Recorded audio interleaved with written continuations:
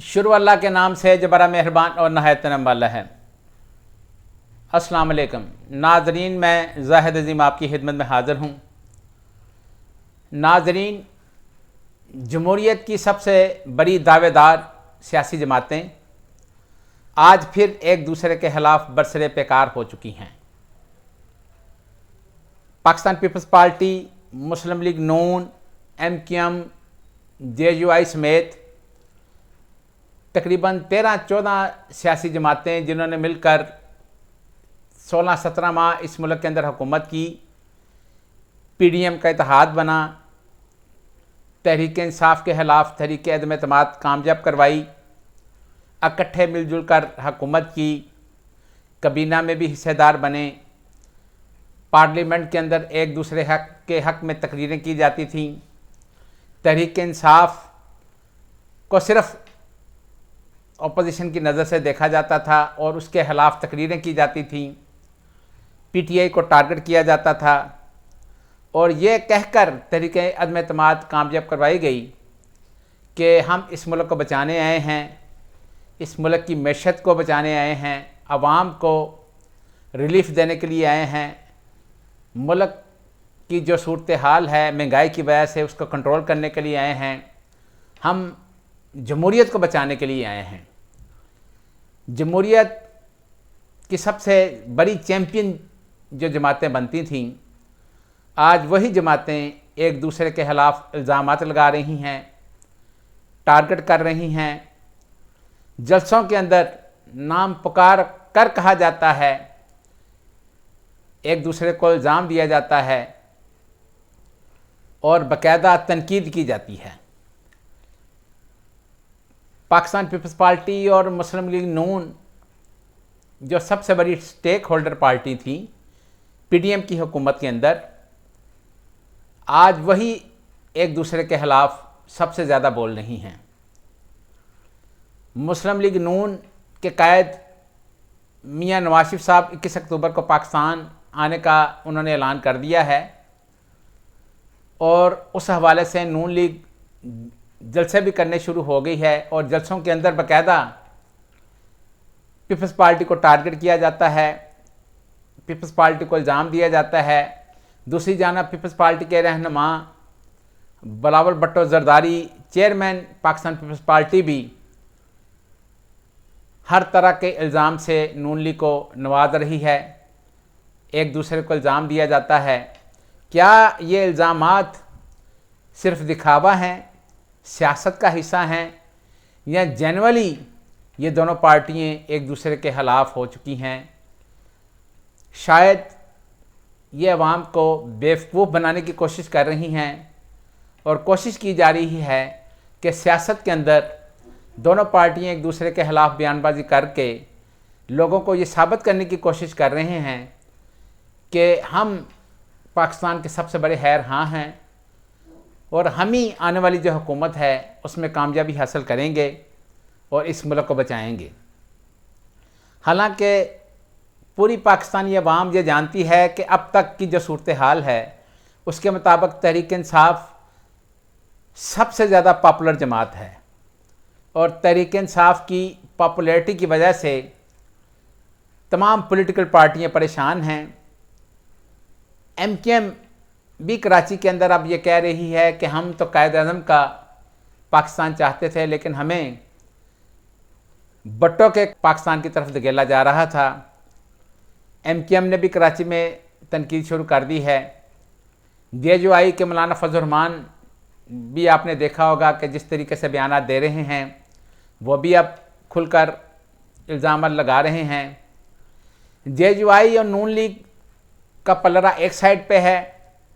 जबकि पाकिस्तान पीपल्स पार्टी बिल्कुल उसके उलट चल रही है। MQM अपनी सियासत कर रही है। इसी तरह जो दीगर पॉलिटिकल पार्टियां हैं वो भी अपने अपने लेवल के ऊपर बात कर रही हैं, लेकिन तहरीक इंसाफ के बारे में ये कहा जा रहा है कि उनका तो मुस्तकबिल ख़त्म हो चुका है, उनका कोई आगे चांस नहीं है।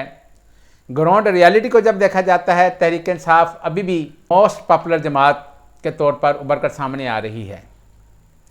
बहरहाल इलेक्शन कमीशन ऑफ पाकिस्तान ने इलेक्शन का ऐलान तो कर दिया है, लेकिन अभी तक हतमी तारीख का ऐलान नहीं किया जा सका और इसके लिए पीपल्स पार्टी भी आपने देखा होगा कि बहुत ज़्यादा तकाजा भी कर रही है, मुतालबा भी कर रही है कि इलेक्शन कमीशन ऑफ पाकिस्तान हतमी तारीख का ऐलान करें, जबकि नून लीग इस वक्त मियां नवाज शरीफ साहब के पाकिस्तान आने की मुंतज़िर है और वो ये लोगों को बावर करवाने की कोशिश कर रहे हैं कि मियां नवाज शरीफ साहब के पाकिस्तान आने से ही पाकिस्तान की तरक्की होगी, पाकिस्तान की तरक्की उनके साथ मुंसलिक है। मियां शहबाज शरीफ साहब भी ये कह रहे हैं कि मियां नवाज शरीफ साहब के दौर के अंदर अंधेरे दूर हो गए थे, महंगाई कंट्रोल हो गई थी, लेकिन मियां साहब शायद ये भूल चुके हैं कि पीडीएम की जो हुकूमत थी उसके अंदर मियां शहबाज शरीफ साहब ही वज़ीर आज़म थे। इसी दौर के अंदर पीडीएम की जो हुकूमत 16-17 माह इस मुल्क में हुई है, उसी में सबसे ज़्यादा खराबियाँ पैदा हुई हैं।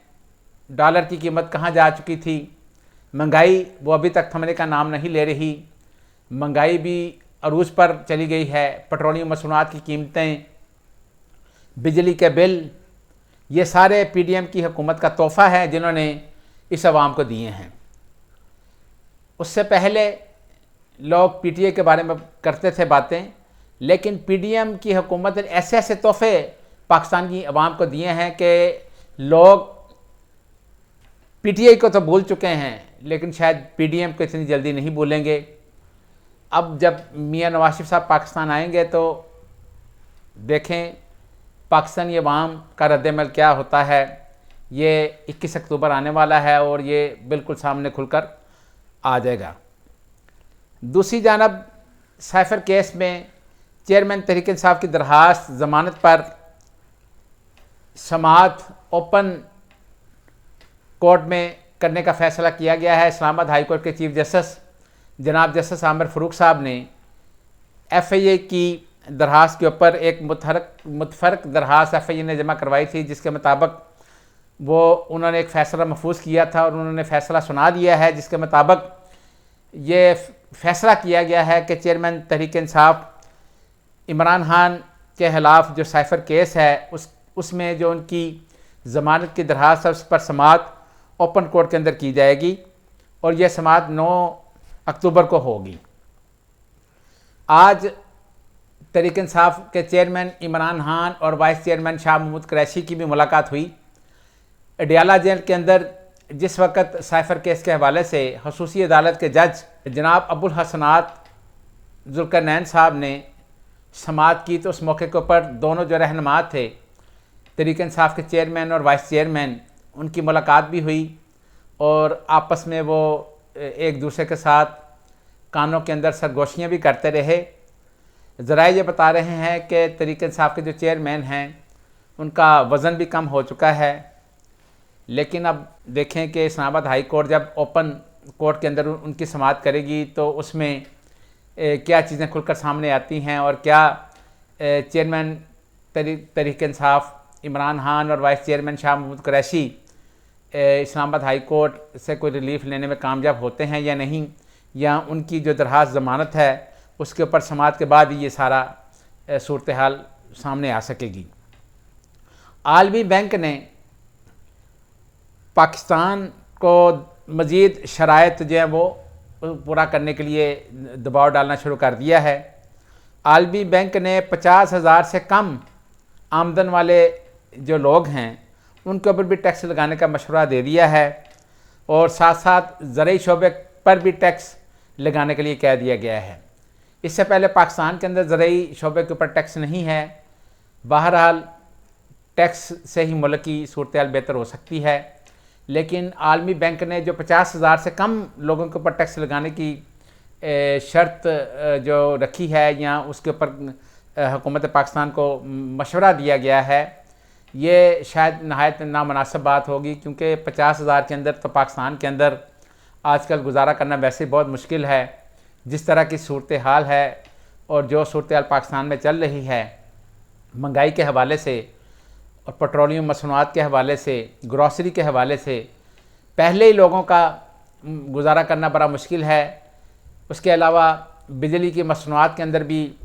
हुकूमत की तरफ से रोज़ बरोज़ इजाफ़ा किया जा रहा है। अब